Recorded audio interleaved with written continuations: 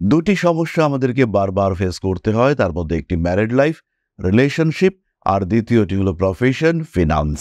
সবকিছুকে অ্যাকসেপ্ট করবার টেন্ডেন্সি এটা আমরা কন্যার ক্ষেত্রে দেখতে পাই, এবং এটাই কিন্তু কন্যাকে অন্যদের থেকে আলাদা করে তোলে। কন্যা রাশি বা লগ্নের মানুষরা যথেষ্ট রোমান্টিক, তাই তাদের রিলেশনশিপের ক্ষেত্রেও একটু নিত্য নতুনত্ব এটা আমরা দেখতে পাই, এবং এর ফলে এদের পরস্পরের প্রতি অ্যাটাচমেন্ট এটা ভীষণ বেশি দেখতে পাওয়া যায়। কন্যা রাশি বা লগ্নের মানুষরা ইমোশনাল, এই ইমোশনকেও গুরুত্ব দিতে হবে, তবেই কিন্তু কন্যা ভালো থাকবে। কন্যার ডিমান্ড কিন্তু বড় বড় নয়, কন্যার ডিমান্ড খুব ছোট্ট ছোট্ট কিন্তু বেশ রেগুলার। এই বিষয়ে কন্যা অল্প বিস্তর গর্বও করতে পারেন। আমি আপনাদের সঙ্গে আছি এবং আপনাদের এই গর্ব অহংকার তাকে অ্যাটলিস্ট আমি সাপোর্ট করি। হস্তা নক্ষত্রের জাতক বা জাতিকা এরা মানুষের ভালোবাসা ভীষণভাবে উপভোগ করতে পারে, এবং ভালোবাসার প্রতিদান সেটাও কিন্তু হস্তা দিতে পারে। মাঝে মাঝে এদের জীবনে অকারণ অশান্তি নেমে আসে, এদের বিবাহিত জীবনেও কিন্তু এই আপস অ্যান্ড ডাউনস দেখতে পাওয়া যায়। কারণে অকারণে দুজনের মধ্যে ঝগড়া অশান্তি এটা চিত্রার ক্ষেত্রে দেখতে পাওয়া যায়, এবং চিত্রা নক্ষত্রের জাতক বা জাতিকা তারা কিন্তু মাঝে মাঝেই বিভিন্ন রকম গন্ডগোল পাকিয়ে ফেলেন। চিত্রা নক্ষত্রের মানুষদের বিবাহের ক্ষেত্রে কিন্তু একটু নমনীয় পার্টনার এটা দরকার, এবং চিত্রা নক্ষত্র নিজেও খুব কেয়ারিং পছন্দ করে, কিন্তু বিপরীত দিকের মানুষটাকে কেয়ার করবার ক্ষেত্রে একটা ঘাটতি চিত্রার ক্ষেত্রে বারবার দেখতে পাওয়া যায়।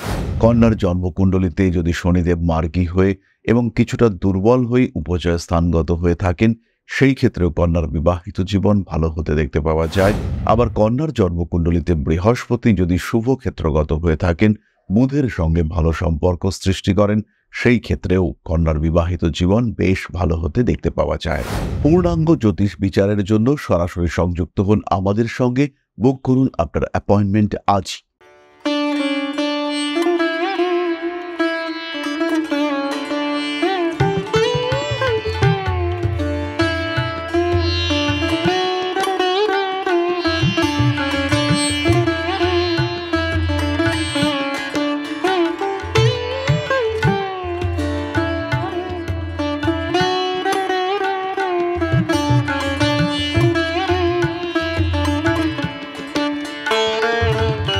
নমস্কার, ঋষিবাণী ইনস্টিটিউট অফ ভেদিক অ্যাস্ট্রোলজির পক্ষ থেকে স্বাগত জানাই আজকের জ্যোতিষ আলোচনায়। আমি শান্তনু আপনাদের সঙ্গে। আলোচ্য বিষয় বিশুদ্ধ জ্যোতিষ। বারবার আমাদের কাছে কমেন্ট আসে, বারবার আমাদের কাছে ক্লায়েন্টরা আসেন, এবং ম্যাক্সিমাম ক্লায়েন্টের প্রবলেম কিন্তু ম্যারেজ এবং ম্যারিড লাইফ নিয়ে। দুটি সমস্যা আমাদেরকে বারবার ফেস করতে হয়, তার মধ্যে একটি ম্যারিড লাইফ, রিলেশনশিপ, আর দ্বিতীয়টি হলো প্রফেশন, ফিনান্স। বিভিন্ন সময় ইউটিউবে যে কমেন্টসগুলো আসে সেখানেও কিন্তু আমরা প্রশ্ন উত্তর পর্বে দেখি বিবাহিত জীবন নিয়ে বারবার প্রশ্ন আসছে, ফলে মানুষজন ওয়ারিড বিবাহিত জীবন নিয়ে। আর ঠিক এই কারণেই আমাদের আজকের এই ভিডিও, কন্যা রাশি, প্রেম এবং বিবাহিত জীবন কেমন যেতে পারে তার গতিপথ। কালপুরুষের ষষ্ঠ রাশি, বুধের দ্বারা প্রভাবিত, খুবই সফট, ভীষণ রোমান্টিক, প্রচণ্ড পরিশ্রমী এবং তার সঙ্গে সঙ্গে অনুগত প্রকৃতির কন্যা রাশি বা লগ্নের মানুষরা বিবাহিত জীবন, রিলেশনশিপ, প্রেম ইত্যাদি ক্ষেত্রে তারা একটু ডমিনেটেড হয়েই থাকেন। তাদের মধ্যে কিছুটা নমনীয়তা, বাড়তি নমনীয়তা এটা আমরা দেখতে পাই, এবং এটাই কন্যা রাশি বা লগ্নের মানুষদের রিলেশনশিপ, প্রেম, বিবাহিত জীবনকে একটা আলাদা মাত্রা প্রদান করে। সবকিছুকে অ্যাকসেপ্ট করবার টেন্ডেন্সি এটা আমরা কন্যার ক্ষেত্রে দেখতে পাই, এবং এটাই কিন্তু কন্যাকে অন্যদের থেকে আলাদা করে তোলে। কন্যা রাশি বা লগ্নের মানুষরা যথেষ্ট রোমান্টিক, তাই তাদের রিলেশনশিপের ক্ষেত্রেও একটু নিত্য নতুনত্ব এটা আমরা দেখতে পাই, এবং এর ফলে এদের পরস্পরের প্রতি অ্যাটাচমেন্ট এটা ভীষণ বেশি দেখতে পাওয়া যায়। কন্যা রাশির পার্টনার যদি কম্প্যাটেবল হয়ে থাকেন, অর্থাৎ কন্যার সাথে মানানসই হয়ে থাকেন, ম্যাচিং হয়ে থাকেন, সেই ক্ষেত্রে কন্যার জীবনের ধারা এবং ধারণা এই দুটোই কিন্তু ডিফারেন্ট হতে দেখতে পাওয়া যায়। কর্মক্ষেত্রে কন্যার তৎপরতা অনেকটাই বেশি, কন্যার জীবনটা অনেকটাই কার্মিক জীবন, এবং তার যিনি স্ত্রী বা তার যিনি স্বামী হবেন, এই কার্মিক জীবনে কিছুটা সাপোর্ট তাকে কিন্তু দিতে হবে। কন্যা রাশি বা লগ্নের মানুষরা ইমোশনাল, এই ইমোশনকেও গুরুত্ব দিতে হবে, তবেই কিন্তু কন্যা ভালো থাকবেন। কন্যার ডিমান্ড কিন্তু বড় বড় নয়, কন্যার ডিমান্ড খুব ছোট্ট ছোট্ট কিন্তু বেশ রেগুলার। প্রত্যেকদিন অফিস থেকে আসছি, আমার জন্য রান্না বা টিফিনটা যেন একটু আলাদা হয়। আবার মহিলাদের ক্ষেত্রে ডিমান্ডটা একটু অন্যরকম। তুমি বাইরে থেকে বাড়িতে ঢুকলে আমার জন্য কি নিয়ে এসছো, আমার জন্য একটা চকলেট এনেছো, সেই চকলেটেই কিন্তু কন্যা খুশি।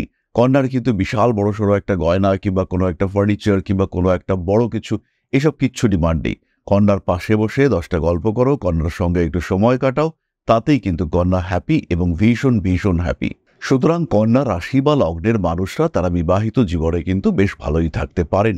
তার সঙ্গে যদি কয়েকটি ছোট ছোট যোগ পাওয়া যায়, যেমন দেবগুরু বৃহস্পতির একটু পজিটিভ অবস্থান। ইনফ্যাক্ট দেবগুরু বৃহস্পতি কন্যার ক্ষেত্রে যদি নিচস্থও হন, তাহলেও তিনি কিন্তু পঞ্চমে অবস্থান করে থাকেন। সেই ক্ষেত্রেও কন্যার বিবাহিত জীবন ভালো হতে পারে। সপ্তমপতির নিচস্থ অবস্থাতেও কন্যা কিন্তু হ্যাপি থাকতে পারেন। তবে যদি দেবগুরু বৃহস্পতি অগ্নিতত্ত্বে অবস্থান করেন, স্পেশালি মেষ এবং সিংহ রাশিতে, সেই ক্ষেত্রে কিন্তু কন্যা কিছুটা সমস্যার মধ্যেই পড়েন।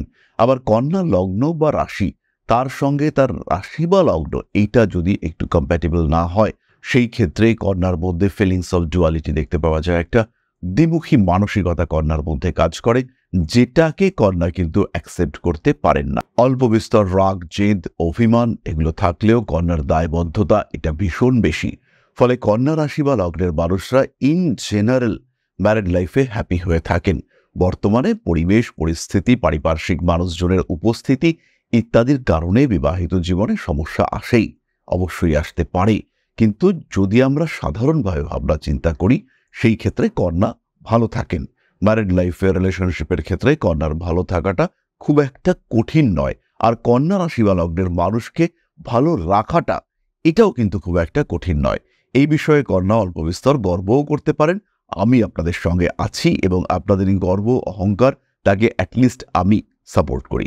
যাই হোক, এবার চলে আসবো নাক্ষত্রিক আলোচনা প্রসঙ্গে। তার আগে একটা কথা বলি, যারা জীবনে বিভিন্ন রকম প্রবলেম ফেস করছেন, যাদের ক্ষেত্রে বিশেষ করে ম্যারিড লাইফে প্রবলেম আসছে এবং কিছুতেই সেই প্রবলেমকে ওভারকাম করতে পারছেন না, প্রথম কাজ যেটা করতে হবে সেটা হলো ম্যারিড লাইফে এই প্রবলেমের উৎস খুঁজে বার করতে হবে। আদৌ কি গ্রহরা আপনার এই সমস্যার জন্য দায়ী? আপনার প্রারব্ধই কি আপনার ম্যারিড লাইফে ডিস্টারবেন্স ক্রিয়েট করছে? অনেক সময় হয় যে রিলেশনশিপের কম্প্যাটিবিলিটি সেটা খুব কম থাকে। স্বামীর জন্মকুণ্ডলিতেও দোষ নেই, স্ত্রীর জন্মকুণ্ডলিতেও দোষ নেই, কিন্তু স্ত্রীর যেখানে লগ্ন, স্বামীর সেখানে রাহু বসে আছে। যদি এরকম হয়, সেই ক্ষেত্রে এই স্বামী স্ত্রী কিন্তু ভালো থাকতে পারছেন না। সবসময় একটা ইরিটেশন, অস্থিরতা, অশান্তি এটা এদের দুজনকে ফেস করতে হবে। আবার যদি স্বামীর জন্মকুণ্ডলীর একাদশভাবে স্ত্রীর জন্মকুণ্ডলিতে শনি বসে থাকে, সেই ক্ষেত্রে ফাইন্যান্সিয়াল ডেভেলপমেন্ট এটা কন্টিনিউয়াসলি বাধাপ্রাপ্ত হবে। এই ক্ষেত্রে কিছু করার নেই। সুতরাং বিবাহের ক্ষেত্রে স্বামী স্ত্রী এদের ইন্ডিভিজুয়াল জন্মকুণ্ডলী, তাদের পারিপার্শ্বিক মানুষজনের সঙ্গে অ্যাটাচমেন্ট, এগুলোর জাজমেন্ট করা দরকার। আপনার দিক থেকে কতটা সমস্যা, আপনার জন্মকুণ্ডলিতে আদৌ সমস্যা আছে কিনা, তারপরেই কিন্তু কিছুটা রেকটিফিকেশন করা যেতে পারে। আমি সবসময়ই বলবো কিছুটা রেকটিফিকেশন, এরকম নয় যেখানে ম্যাজিক বা গিমিক রয়েছে, আজকে কালো কালকে তাকে ফর্সা করে দেওয়া যাবে, এরকম ব্যাপারটা কিন্তু নয়। কিছুটা রেকটিফিকেশন সেটা এক্সটার্নালি করা যেতে পারে উইথ রেমেডি, কিংবা নিজের মধ্যেও সেটাকে জাগ্রত করে তোলা যেতে পারে, এবং এটাই জ্যোতিষশাস্ত্রের কাজ। সুতরাং জীবনে বাধা বিপত্তি সমস্যা আসলে তাকে ইগনোর করা যাবে না। মনে রাখতে হবে এখনো দেরি হয়ে যায়নি, এখনো কিন্তু আবার ভালো থাকা যায়। কারণ আমরা মানুষরা সবসময় ভবিষ্যৎ নিয়ে চিন্তা করি, এটাই আমাদের বৈশিষ্ট্য, এবং এই ভবিষ্যৎ কিন্তু এই মুহূর্তের পরের মুহূর্তটাই ভবিষ্যৎ। তাই ভবিষ্যতের মুহূর্তটা ভালোও হতে পারে, ভালোও করা যেতে পারে। শেষ হওয়ার আগে পর্যন্ত আমরা আরেকটু ভালো থাকতেই পারি। সুতরাং জ্যোতিষের পরামর্শ নেওয়া যেতে পারে, ভালো থাকার দিকে আরেকটু এগোনো যেতেই পারে। তাই এখন আমরা কলকাতার সঙ্গে সঙ্গে থাকছি দুর্গাপুর এবং আগরতলাতেও। প্রত্যেক মাসে আমাদের সঙ্গে দেখা করা যাবে দুর্গাপুর এবং আগরতলায়। পূর্ণাঙ্গ জ্যোতিষ বিচারের জন্য সরাসরি সংযুক্ত হন আমাদের সঙ্গে, বুক করুন আপনার অ্যাপয়েন্টমেন্ট আজ। এবার আমরা চলে আসব নাক্ষত্রিক আলোচনা প্রসঙ্গে। কন্যা রাশিতে প্রথম নক্ষত্র উত্তর ফাল্গুনী। উত্তর ফাল্গুনীর ক্যারেক্টারিস্টিক্স কিন্তু কন্যার বেসিক ক্যারেক্টারিস্টিক্সের থেকে একটু ডিফারেন্ট। উত্তর ফাল্গুনীর মেজাজ, রাগ, তেজ, অ্যাক্টিভিটি, অ্যাগ্রেসিভনেস এগুলো অনেকটাই বেশি, এবং এর কারণেই উত্তর ফাল্গুনী কিন্তু অন্যদের থেকে অনেকটাই আলাদা। উত্তর ফাল্গুনীর মধ্যে রয়েছে একটা অদ্ভুত ব্যক্তিত্ব, যে ব্যক্তিত্বের মধ্যে রয়েছে আকর্ষণ, অথচ তার মধ্যে রয়েছে উগ্রতা। এই কম্বিনেশন কিন্তু উত্তর ফাল্গুনির সাকসেস রেটকে বাড়িয়ে দেয়, এবং বিপরীত লিঙ্গের মানুষদের কাছে উত্তর ফাল্গুনীকে যথেষ্ট আকর্ষণীয় করে তোলে। উত্তর ফাল্গুনী নক্ষত্রের মানুষরা অনেক কম ইমোশনাল, কিন্তু রেসপন্সিবিলিটি লেভেল তাদের ক্ষেত্রে অনেকটাই বেশি। কন্যা রাশির যে নমনীয়তা থাকে সেটা উত্তর ফাল্গুনীর ক্ষেত্রে থাকে না। ফলে বেশিরভাগ ক্ষেত্রেই বিবাহিত জীবনে কাঠিন্য, ইগো ইত্যাদি কারণে একটা দূরত্ব তৈরি হতে দেখতে পাওয়া যায়। এই সমস্ত মানুষদের উচিত অবশ্যই যেন পার্টনার ভীষণভাবে কর্মব্যস্ত থাকেন, পার্টনারের যেন অ্যাক্টিভিটি লেভেল সেটাও ভীষণ বেশি থাকে, দুজনে দুদিকে ব্যস্ত, দুজনের মধ্যে দুজনকে নিয়ে অভিযোগ করবার বিশেষ সময় নেই। এই ক্ষেত্রে কিন্তু এরা খুব ভালো থাকবেন এবং ভীষণভাবে ভালো থাকবেন। পরবর্তী নক্ষত্র হস্তা, ইমোশনাল, ইম্পালসিভ এবং কন্যা রাশির আদর্শ নক্ষত্র এই হস্তা। ভীষণভাবে অভিমানী, তার সঙ্গে সঙ্গে ভালোবাসার কাল। ভালোবাসা ভীষণভাবে পছন্দ করে এই হস্তা নক্ষত্রের মানুষরা, এদের কেয়ারিং ভীষণ পছন্দ। হস্তা নক্ষত্রের জাতক বা জাতিকা এরা মানুষের ভালোবাসা ভীষণভাবে উপভোগ করতে পারে এবং ভালোবাসার প্রতিদান সেটাও কিন্তু হস্তা দিতে পারে। যে কোনো কঠিন পরিস্থিতি, যে কোনো সমস্যায় হস্তা কিন্তু তার প্রেমিক, স্বামী বা স্ত্রী এদের পাশে গিয়ে দাঁড়ায়। শারীরিক দিক থেকে হস্তা কিছুটা দুর্বল, মাঝে মাঝেই তার শরীর খারাপ করে, কিন্তু তা সত্ত্বেও সে কিন্তু ভালোবাসার মানুষটিকে পূর্ণ ভালোবাসা দিতে সক্ষম।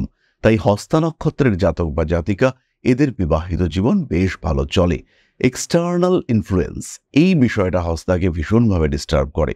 স্বামী স্ত্রী সম্পর্কের মধ্যে তৃতীয় ব্যক্তির অনুপ্রবেশ কিংবা তৃতীয় ব্যক্তির হস্তক্ষেপ, এটা হস্তাকে ভয়ঙ্করভাবে পীড়িত করে।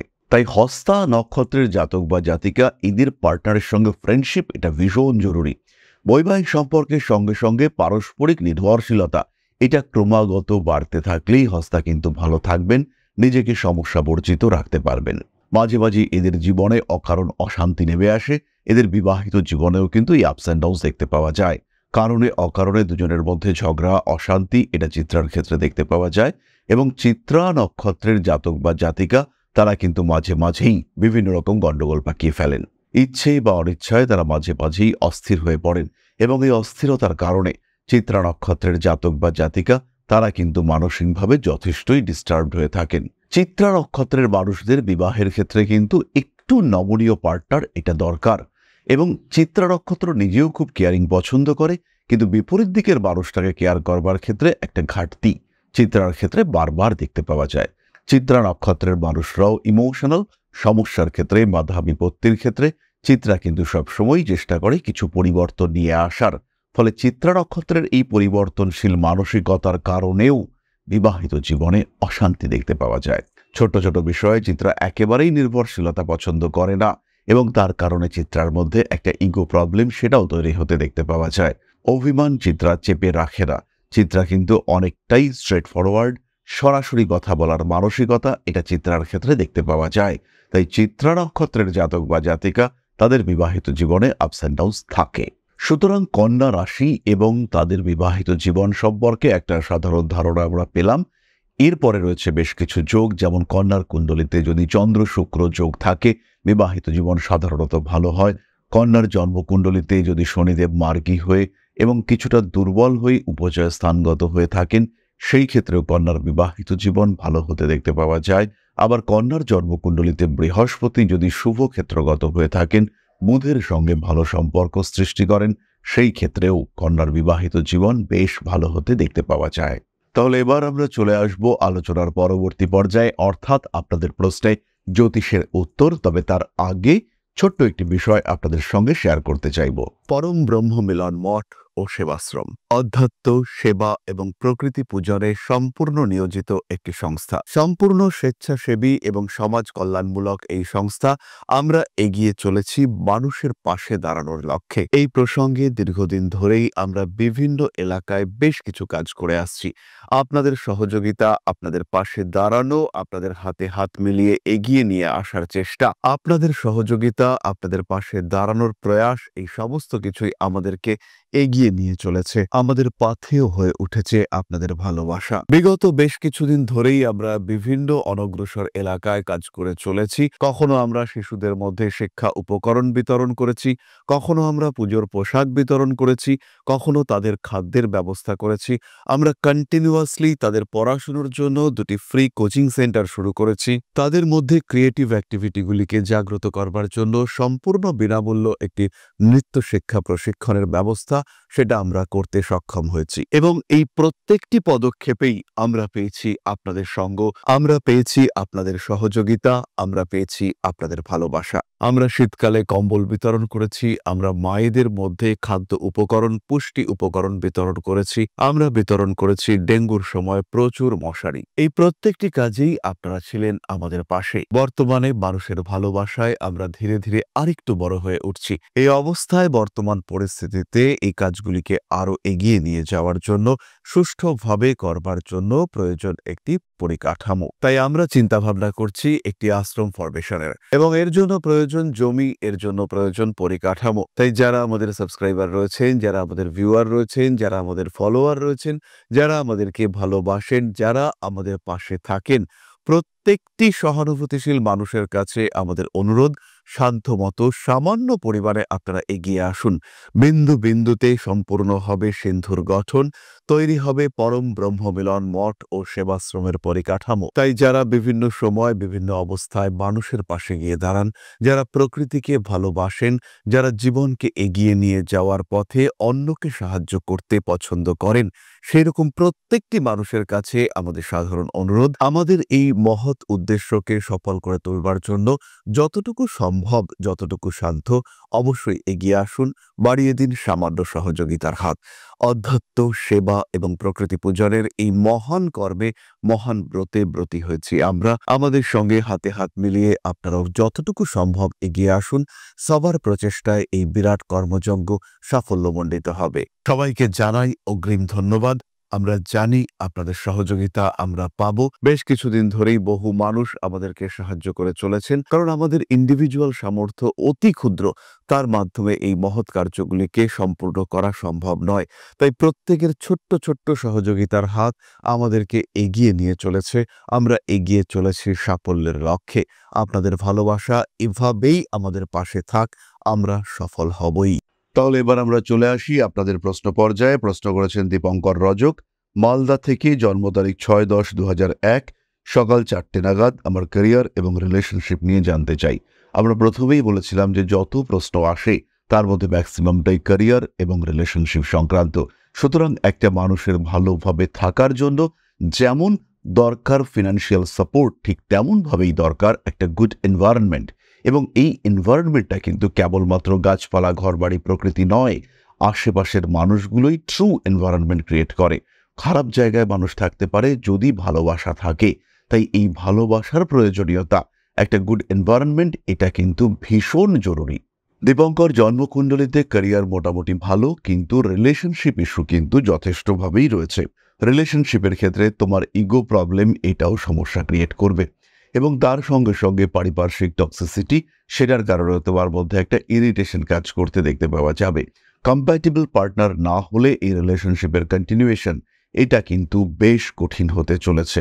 সাধারণ চাকুরির সঙ্গে সঙ্গে কোনো ব্যবসা, নিজের কিছু, এটা কিন্তু তোমার জন্য উচিত এবং ভালো, সঠিক। এর ফলেই কিন্তু তোমার জীবনে ডেভেলপমেন্ট অনেক বেশি দেখতে পাওয়া যাবে।